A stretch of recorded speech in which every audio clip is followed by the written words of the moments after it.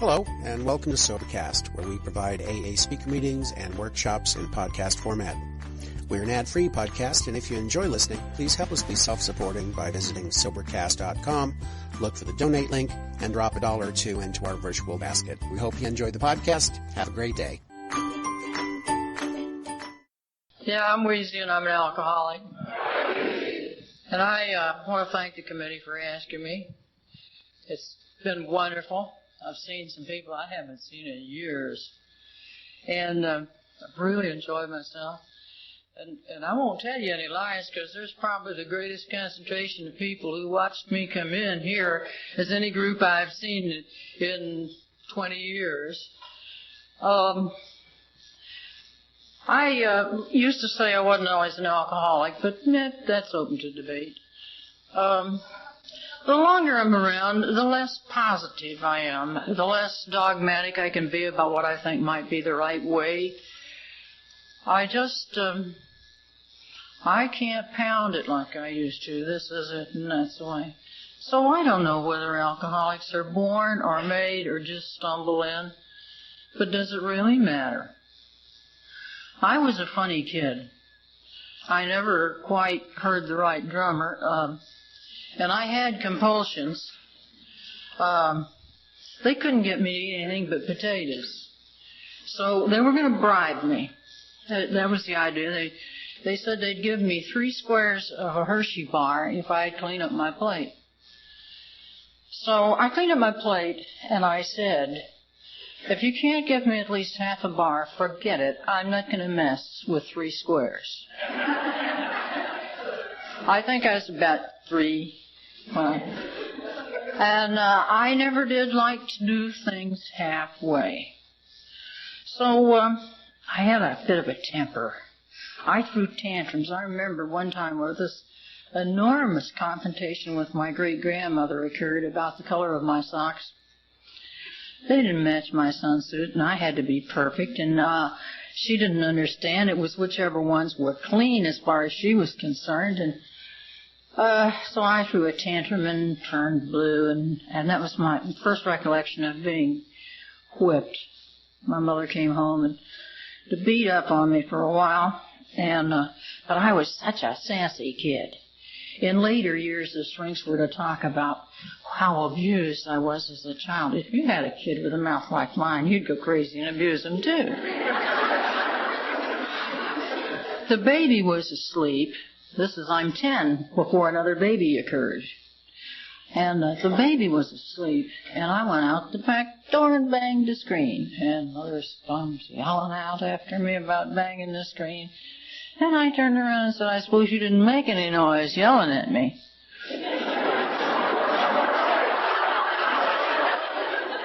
She beat the shit out of me. HRS would be on her doorstep today. But I really don't blame her. I didn't get along very well at school either. I was usually telling the teacher how she could improve her teaching methods. I remember, you go back over your most embarrassing moment. Once in a grade school, this poor teacher was showing us how to draw a horse. And I'm sitting there telling the little boy next to me, she shouldn't even try a horse. She doesn't have any talent. I could do better than she's doing. And she heard me. And I got to try.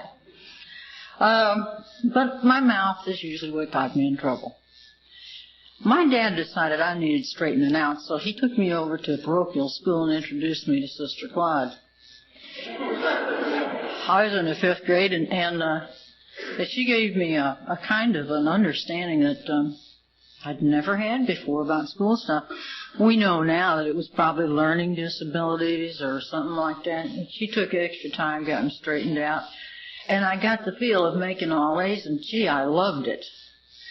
And then I forgot all about education, and all I wanted to do is make all A's and be tops on the list and have my name read first. And that was really all I cared about, was being number 1, winning at the game.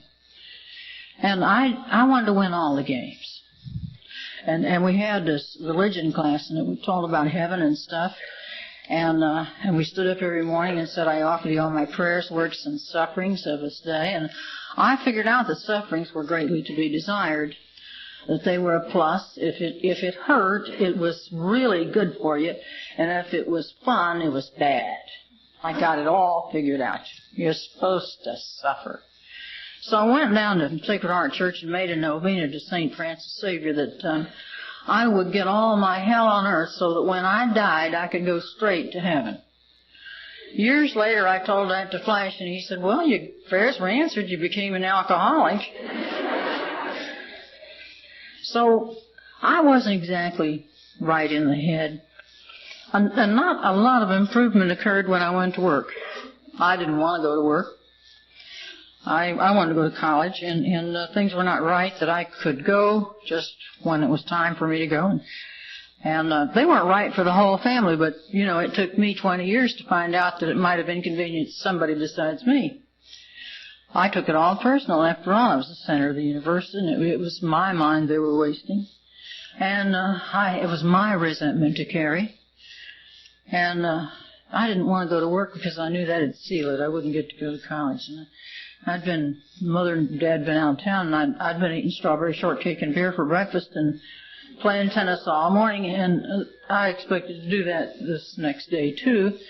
And Mom came in with a newspaper, and she had it rolled like this, and she had this big circle here, and she said, you see this? This is a good company, and you qualify for that job.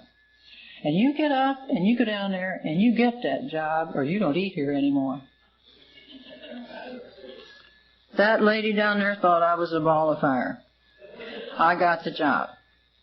So as long as I had it, I decided I'd be the best at it there ever was. And I was pretty good at it, too. I worked there a couple of years and turned up an embezzlement and a fraud. And squealed on my friends and got promoted continuously. They used to give you a $5 a month raise when you got promoted. And $5 a month. And you work 5.5 days a week, Gee, that was about $1 a week. And in those days you could buy half a pint with $1 anyway. And I felt outside. I'd never felt like I quite belonged in grade school. And my kindergarten experience, we left out for the sake of brevity. I didn't fit there either. And when I went to Catholic school, I wasn't quite in step because I'd been in public school, and I wasn't quite up with them. And then, I wanted to be loved and liked, and it just didn't seem like anybody ever did. And so because I was so successful in the business world, I got promoted so fast, I was afraid they wouldn't like me. So I joined the crowd that went down after work to the bar downstairs. And it was wonderful. And you know what? I found another superior quality that I have. I could outdrink anybody. I couldn't drive sober, but if somebody needed to be driven home after I was drinking, I could drive. Isn't that scary? I found out that I had this superior capacity. Wow, did I start putting this stuff away.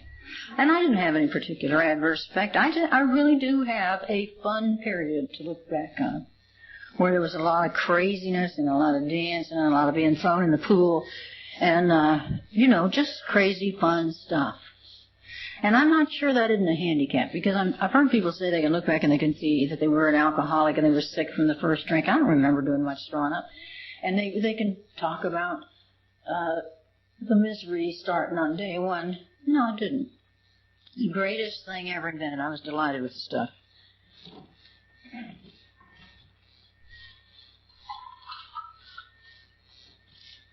Just see what thinking of drinking will do for you.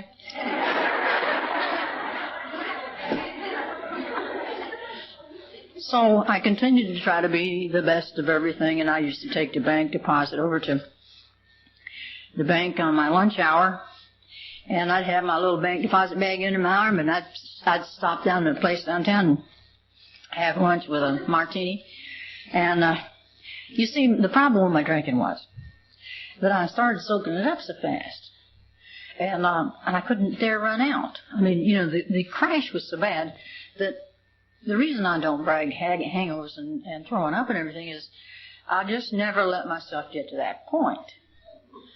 I would drink in the evening, and then I would drink. I woke up at 3 o'clock, and I'd have a drink, and then morning would be in the coffee, and then there was coffee break about 9:30, and then there was lunch, and there was afternoon coffee break, and then you were off work and you start all over again. And I did this for several years, and it began to worry me. One thing that worried me was it was damn expensive, and I didn't make an awful lot of money, and my habit was costing me, and so I didn't know what to do about it. I tried to quit drinking, to cut it down. This is where the real misery comes in, when you start trying to quit, and all the angles and shenanigans and things you're going to do. It's like the tar baby with one paw stuck in the tar. Do you remember your childhood fables? And he's only got one paw stuck, so he fights it with the other one, and then, pretty soon both feet are stuck fast. All 4 feet, in fact. Or the tiger story about the little boy that had a pet tiger, and he came home from school one day, and his mama said, "Son, you got to get rid of the tiger." He says, "Why?" And she said, "Well, he just ate your little brother." And so he said, "Yeah, Mom, sure, I know I got to get rid of that. I know I do. I've got to get rid of that."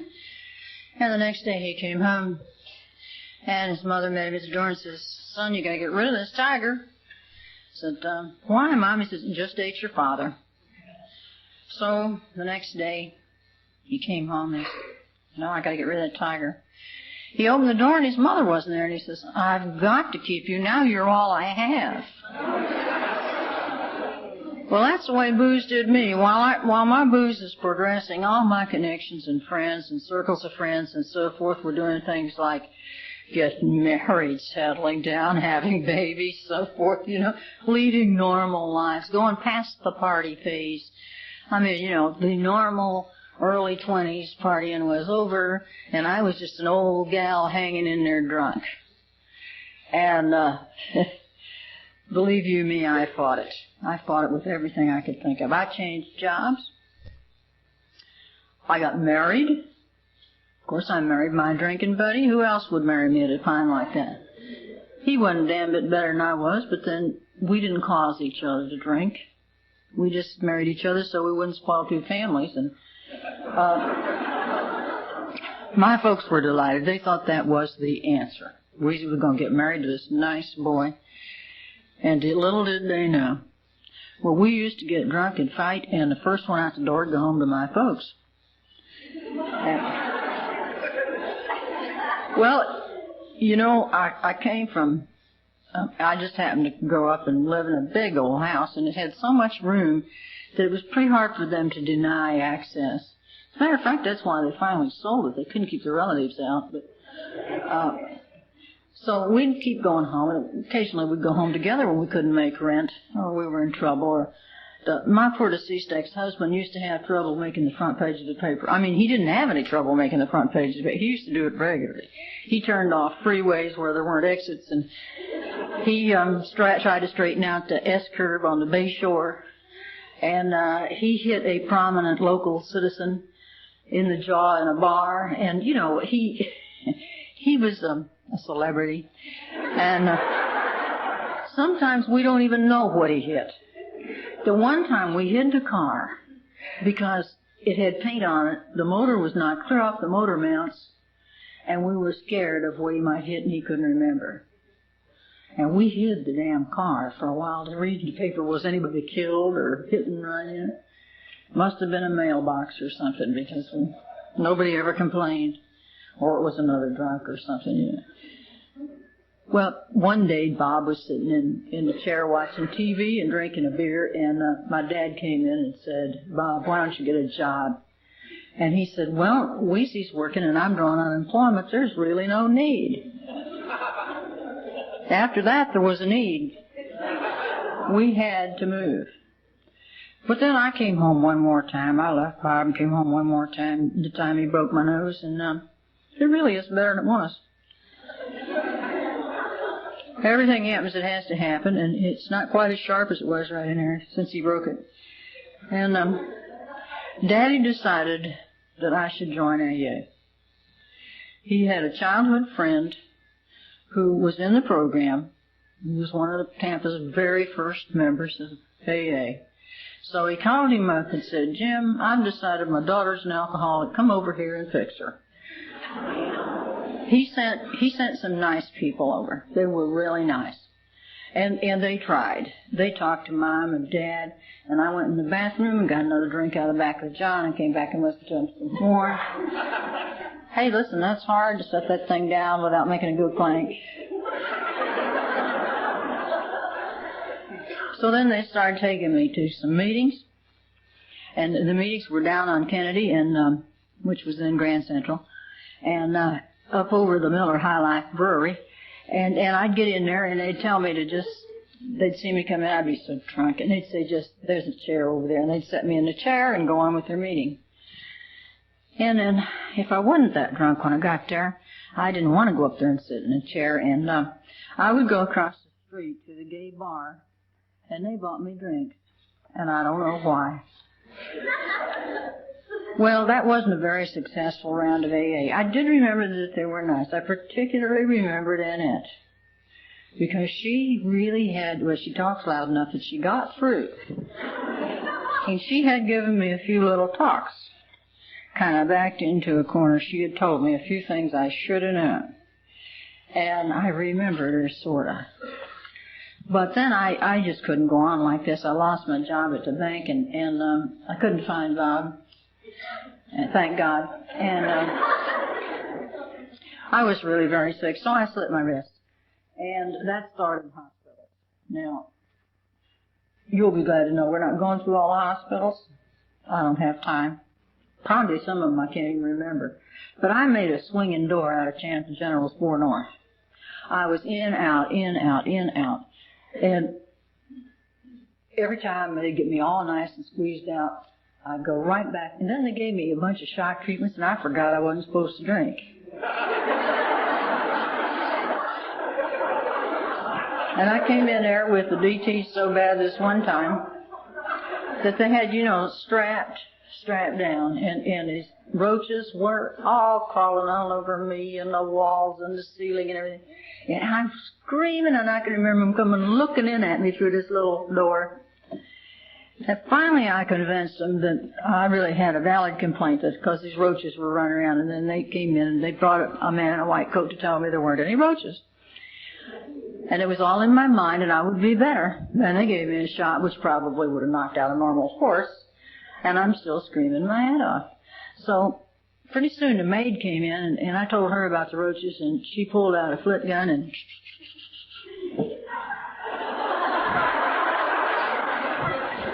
so I went to sleep.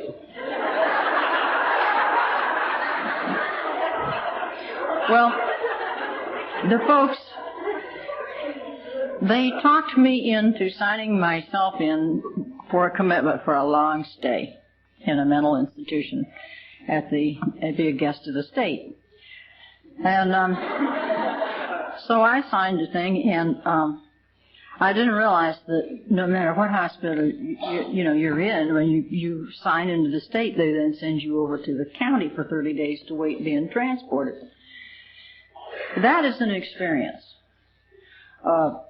They throw all kinds of things in the psych ward in the county. I mean, all kinds of things. You just didn't know. And there was this one girl. She was kind of pretty. She's probably in a group around here somewhere now.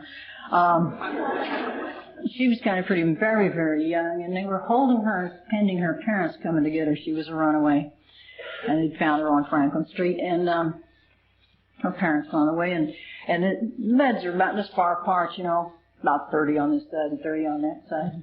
3 o'clock in the morning, this woman in one of the cells where they put the violent patients, I wasn't violent yet. They put the violent patients back there, and she starts, this one in the back, Italian lady, she had the bedpan and banging it on back and forth on the bars singing Aida.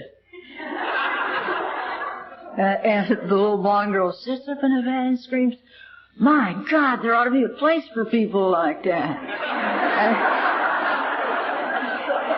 And we all assured her there was, and she was in it.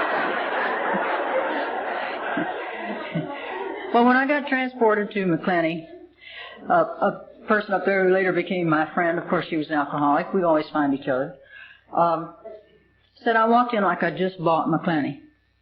I looked it over. Well, it was a new building and a new facility. It's supposed to be wonderful, but it was terrible.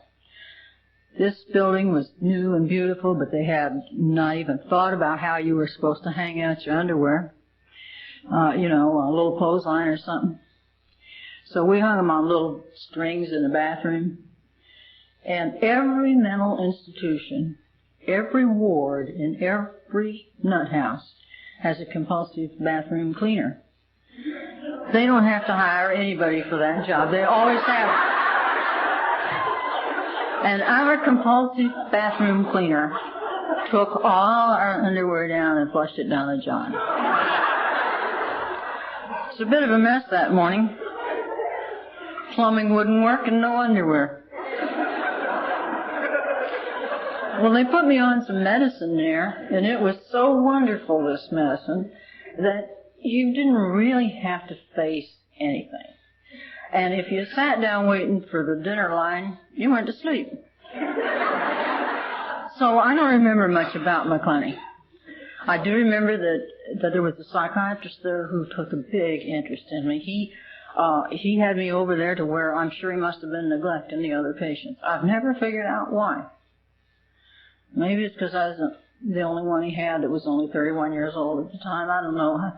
Maybe all the rest of them were older or something, or maybe he was genuinely interested in what made a nice girl like me end up in a place like that. But he was really a nice-looking shrink. He was on his way from a practice in New York to a practice in Miami, and you have to serve the state of Florida 2 years to get in. So that's what he was doing up there. They gave me these psychological tests. It was boxes of cards, little boxes and boxes of cards, like 3 or 5 cards with questions on them. And they had slots to drop them in. And it was yes, no, and I don't know. Well, I almost completely forgot the I don't know. And in a subsequent interview, he said, "I think maybe you were opinionated." Well, of course, I thought I had the answer to everything. Yes, no, I don't know. There weren't very many I don't knows. And I told you at the beginning, there's more and more and more and more I don't knows. Well, they didn't give me any more shock treatments, but they gave me lots of pills, and he was getting ready to transfer to a hospital down in South Florida, and he had to leave me there. He said he was going to discharge me. He handed me a 30-day supply of, I don't know if it was Librium or Valium, one of those things.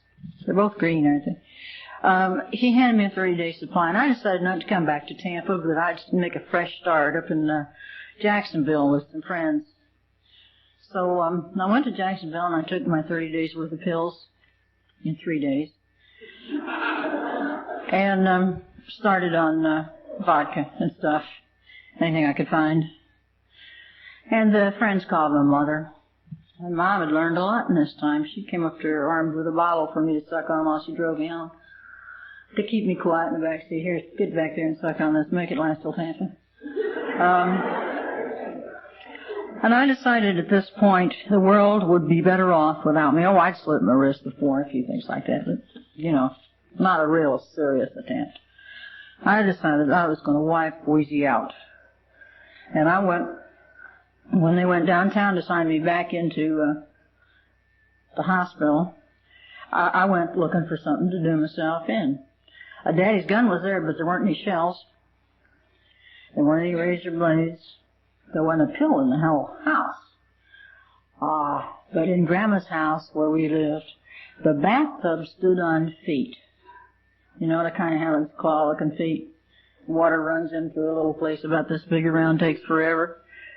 But when it gets done, it'll come up to here and you can lay straight, Well, under the tub was a bottle of Lysol. I don't know how long it'd been there. Maybe 20 years or so. Anyway, I fixed myself a cocktail, And I drank the Lysol, dropped the bottle in the trash basket, went and laid down in the bed, spread the covers neat, folded my hands. Later, Audrey said all you needed was a lily. And Mother came home, smelled it, picked up the bottle, antidote, alcohol. She said, but they did pump my stomach, and that was not fun. And I was kind of burned up, and I don't sing anymore either. But I was so sad and feeling so sorry for Wesie. You just can't imagine how sorry I felt for Wesie. Here I was back in the county, and here come this big Irish nurse named O'Donnell.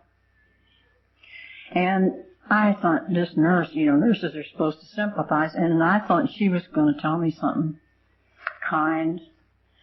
And then when she made the speech, she said, of all the selfish, inconsiderate, self-centered, egotistical, lousy things a person can do, suicide's the very worst. Don't you know that you would leave a haunting feeling with all your family and friends forever that could never be erased? Your little brother and sister would live with a cloud over their head. And she said more, but that's how much I remember. And I vowed that I wouldn't try that again. However, when the psychiatrist came to interview me about trying to commit suicide, she talked about the waste of human life.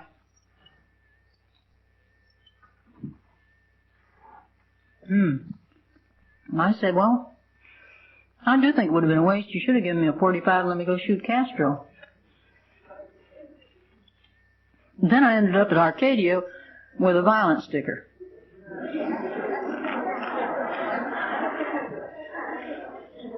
It took them a while to stop watching me. And then I met a doctor that was a very, very good psychiatrist. You could hardly understand him because he had an accent.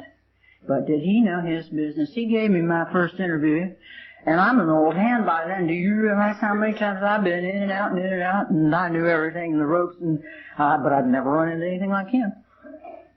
He just as much as dusted his hands and said, you're an alcoholic. I can't help you. Nobody can help you but yourself.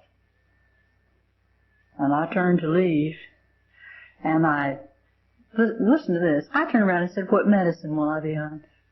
And he said, oh, you won't be on any medicine. They wouldn't give me an aspirin if I had a migraine headache. I did not see a pill of any way, shape, or form for the next 8 months that I was there. And it was a long 8 months. The 8 months I've been in McLean wasn't near as long as the 8 months that I was there. But about Christmas time, my mom and my sister came down to visit me, and they bought me cigarettes and chocolate bars and soap and shampoo and stuff like that. And the doctor, Carl Chardy, came around the corner, and he said, oh, you've come to see Lisa. You can take her home for a 3-day pass. And my mom and sister jumped up and said, oh, no. We don't want her home. I have a nice Christmas planned. Well, that hurt my feelings. And I went back down the hall to my room which I shared with 3 other people, and sat down to cry. And in came one of my roommates, who was later to be my roommate on the outside. Don't you realize that they want to love you and have you around, but that you've just done this to yourself? There's another Al-Anon for you. So that did sort of trigger something, but like the nurse O'Donnell had triggered something. And there was a woman on the same ward I was, who was from our church.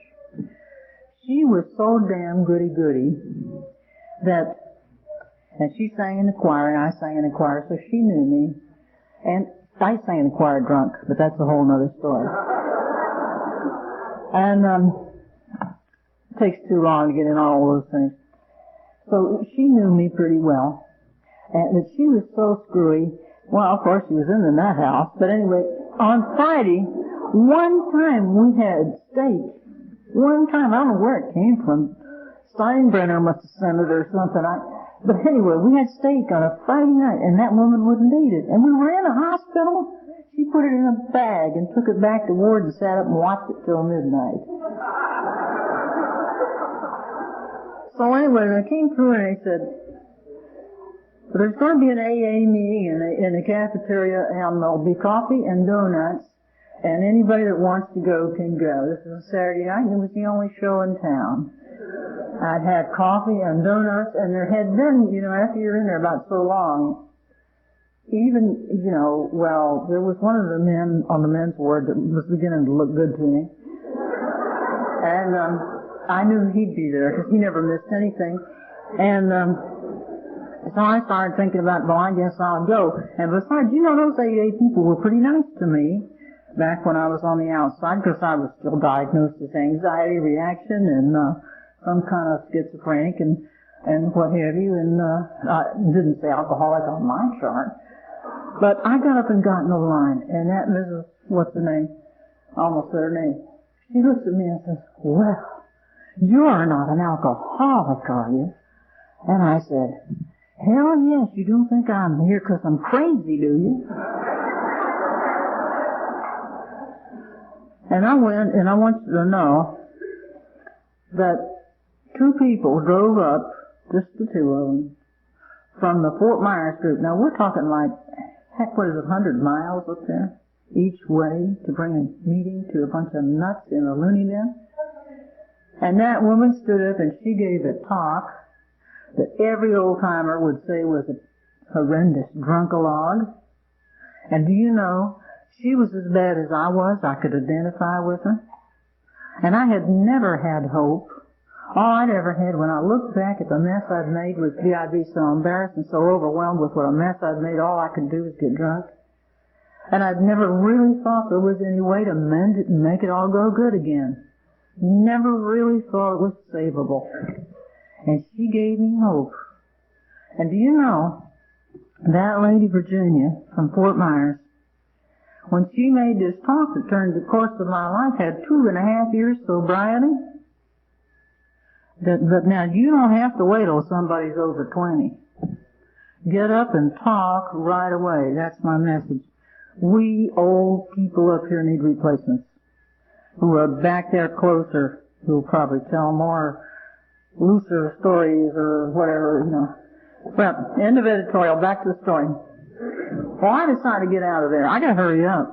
I decided I'd get out of there, so I wrote letters for jobs, and now if you don't think this is a miracle, I wrote a letter requesting a job on Jeepers Wood Memorial Stationery, and you don't see one, and I got the job.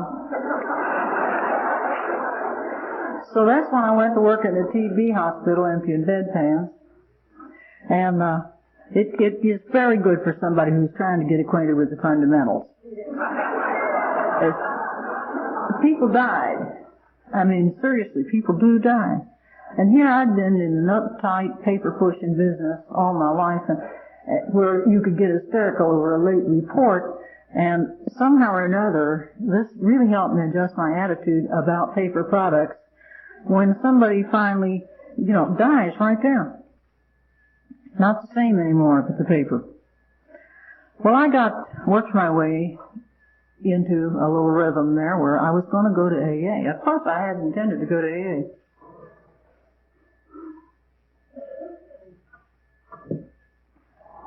But I had to get drunk one more time. And pray God, please, that was my last drunk.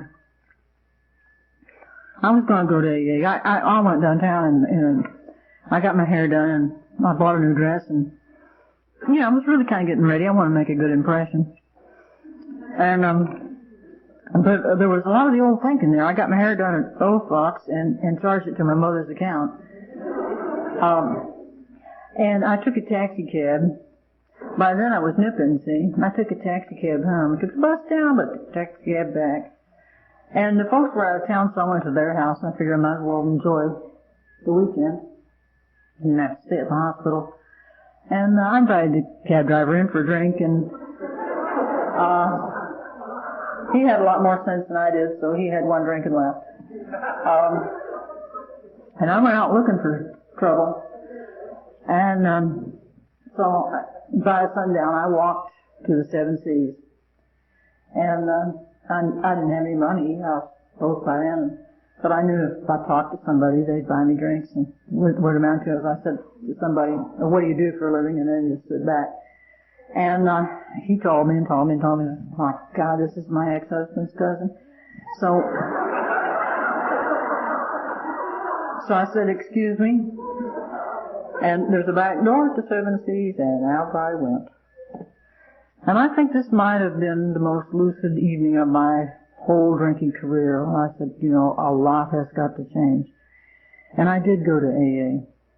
I mean, right away after that. And I had wanted to make a big impression. And the first thing I did was drop a bottle of Coke on a concrete floor. And it went everywhere. And Cracker said, there's a broom and a dustpan and a mop right behind that door. And it made me feel so at home. You make a mess, you clean it up. And from then on, I felt at home there. I lived not too far away, even after I left my job at the hospital. When the car wouldn't run, which was often, I could, that's the one that the gas tank fell off when I was on the way home from buying it. And a lot of other things fell off too. And even when the car wouldn't run, I could walk to that club, the one at 409 South MacDill. And I was so excited about AA. I wanted to share it with everybody, the neighbors, everybody that I'd given bad checks to. I went around and told them. And I had these wonderful classmates. Donnie and Audrey and we were the class of 62. And just like school or something. And when we sit around and talk about these people with more, sobriety, we talk about how strange their behavior was, and we compare notes. And the first year, I don't remember worrying about steps, sponsors, spiritual development. I just survived. I survived. I went to a lot of meetings, and in between the meetings, I sat there. I played gin rummy, or I didn't play gin rummy, or I helped behind the bar, or I didn't help behind the bar. But I don't remember having very much in the line of development. Maybe there's something I've forgotten. I don't know. But I can't remember ever asking anybody to ever be my sponsor. They always volunteered. They'd look at me and say, boy, she needs help. My sister says I was a project of 5 old men. That was the membership of the Friday night group at that time. And the next thing you know, I was making the coffee, and they were telling me what to do. And I mean, they all 5 told me what to do, too. They had their specialties. One of my favorite stories about myself was when there was a rumor going around, and I was all upset, and I'm just having a hissy. And I said to Al Houston, what do I do? Post a notice on the board that it's not true? Or shall I just stand up and make an announcement? He says, oh, don't pay any attention. He said, next week they'll be talking about somebody else. He said, you're not that interesting. So I had help from a lot of angles. And my mother, she jumped right on the bandwagon. And Mom, bless her heart, there were some things she wasn't ready for, and here's where miracles come in again. She showed up and Madeline talked. Madeline was a nice girl, that's what Mother said. Madeline had such horrendous stories as hiding her bottle in the lobby at the embassy apartment. And she was a nice girl. The next week, Mother didn't go, and here's the miracle. The speaker that week told about rolling in and out of bed all over Tampa and not knowing how she'd gotten there, and Mother's hair would have stood straight up. Then Daddy got on the bandwagon. He wanted to help us fry fish to pay the rent. I've had a lot of support, folks. My brother wrote that he had just finished reading the big book. He's an intellectual. My sister made a novena or something. I mean, I got it from all sides. They were all supportive. Of course, Bob wasn't. He was still drunk, but we won't worry about that. No, that's not true. I said a prayer for him. I always said the prayer, God help him find AA, but I don't want him back. But, and he did try to make the program the last month of his life, but it was that last slip that killed him on the bathroom floor growing up. But, bless his heart, I'm sure he's in that great meeting up in the sky. So I had a lot of support. And boy, there was a period here when I knew it all. And I was going to save everybody. I went on so many 12-step calls, you won't believe it. Any hour of the day or night, I was like the spotted dog that chases a fire truck. I was ready to go. And I wasn't scared of nothing. I'd go into the worst neighborhoods, and how could anything happen to me? I was on a mission. And I don't know that I ever really helped anybody, but I kept me sober there and through that. And then I got dogmatic. I knew how it worked. I told everybody how it worked. And I had great ideas about how I was going to get back to like I was before. And then I found out I didn't want to be that way. Because that girl had to get drunk, and I didn't want to get drunk again. And that's when I really started to say, I've got to build a whole new way of thinking. And I started working on it from an intellectual point of view. And I don't mean, like Einstein or anything, but I started trying to think things through. Trying to figure out, notice what it was I did and how I did things. Yeah, it can get you buggy after a while. You have to let up on yourself. But when they say think, I think that's what they mean. And I want you to know that at the point that I ceased to be the person that had all the blackouts and DTs and so forth, and I can look back on that person like that with some other girl. I don't want to ever forget it, but I'm not that person now. I can have this sounds strange to you, I'm sure. I can have real compassion for that girl. Damn, she had a hard time. But I'm not her anymore. Because the change that has taken place in my thinking and my approach and my attitude is not anymore a practice. It's not anymore something that is a Paul Parrott could do. Because now I really feel different. I feel different inside. I feel so at ease standing here telling you about my innermost thoughts. How in the world is that possible? I couldn't give you the time of day about what I thought or felt 30 years ago. I wouldn't even tell the truth to people I was paying $100 an hour to. And now I can tell you how I feel. I feel damn good about myself. Just the way I am. I don't have an idea that I've got to have things changed for me to be happy. I'm happy right now. And folks, I live in a trailer. But it's mine, and it is on one of the prettiest lakes in Pasco County. And I own that land. Nobody can raise the rent. But I'm happy with it. And I didn't start out from the bottom. I started out in the hole. There's one thing people talk about starting over. But when you're dragging bad debts with you, that's in the hole, folks. It'd just be so lucky as to start off level on ground zero. It's that tunnel back up to earth level that gets you down. But you know what? That woman that came down there to that hospital and she told me all about this, I believed that it was possible. You can't accomplish something you don't believe is possible. It is impossible to do. Now I'm going to start sounding like this morning. It's impossible to do something you believe is impossible. But I believed that it was possible. And son of a gun, I even went back to work for the federal government, and they had me. Do you know that I only have 16 months till I retire? That's fantastic. They haven't caught up with me and fired me yet. I didn't lie very much on my application this time when I went back. Of course, it helped that I'd already had status once before, but I only left out a few things. I told them I was an AA, and because they were going to find out anyway. So the best thing to do is be up front. And I'm glad I'm where I'm at. I'm not the same person, and I don't feel the same.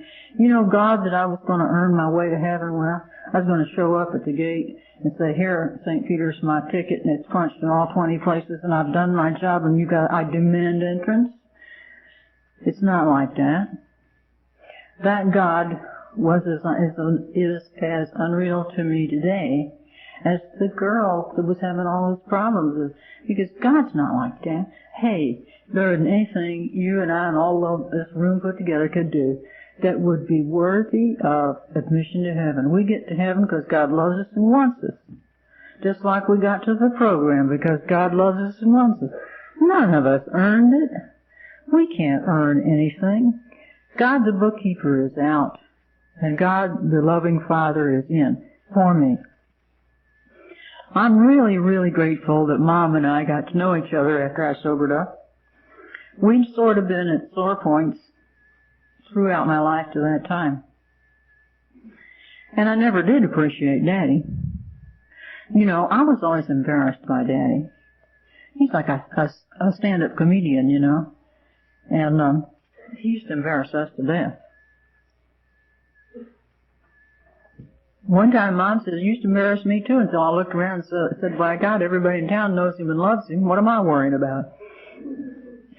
So I did learn to appreciate my parents for just what they were and nothing more. I'm sure that probably they had, well, I know they had a lot of faults. That shrink back there in the McClenny and I used to go over the sorrows and misdirections of my early childhood that he gave me enough stuff. We dug up enough stuff I could feel sorry for myself the rest of my life without any problem. If I choose to entertain those thoughts. But I don't. I just think about, I can't even think of them all anymore. I choose to think about the fun things that happened and the good things that happened and the knowing and loving. And, you know, you can look at the world any way you want to. You don't have to look at all the bad stuff if you don't want to. Because there's plenty on the other side of the scale. My work relations are much different. I just told you I work for the federal government. And do you know about the first time you're practicing the program and you go up in there and say, I'm sorry, I made a mistake. They all faint. The whole bureaucracy collapses when you say that in the federal government. Normally one would say, I inadvertently misrouted. Yeah, I just say I sent it to the wrong damn place. So you could say that every bit of my relationship with other people is different. Most of the time. I have lapses, and I know that one drink or one lack of vigilance could slip me back into the way I was. But I also know that we are the chosen people, and it's worth fighting to keep. Because right here and now, right today, we're the luckiest people in the world. We live in peace and prosperity, relative peace and prosperity, in the best period in history. You know, those castle days weren't so wonderful because there were fleas. That's why they carried the little lap dogs to keep the fleas off on the dogs and not the people. All the ladies that had a fan, but they didn't have dentists. You know, they were miserable compared with our physical luxuries. So we're living in the best time for human beings. Peak efficiency of living and enjoying it and being comfortable in air conditioning and swimming pools and automobiles and spaceships. We got it made. And we're the best country. And I personally think we're in the best part of the best country. And here we are, the biggest foul-ups in the bunch of this human race. Those who took our bodies and minds and spirits out and just abused the hell out of them. And got a second chance. And got to be here and to be happy at this best of all possible worlds. We're the luckiest folks in the world. And folks, I can still feel sorry for myself. Occasionally. Sometimes I still feel sorry for poor Wesie. But that's because I'm an alcoholic. And this isn't something that's going to go away tomorrow. This isn't something that I'm going to outgrow. I'm in for the whole show. And I plan to be around. I don't plan to be one of those folks that drift off and you say, whatever happened to Wesie? Because you're going to have to look at my face as long as it's around. And I want to thank you all for listening to me. I enjoyed being here. I enjoyed hearing all the speakers. And I just feel like I'm one of the luckiest folks in the world.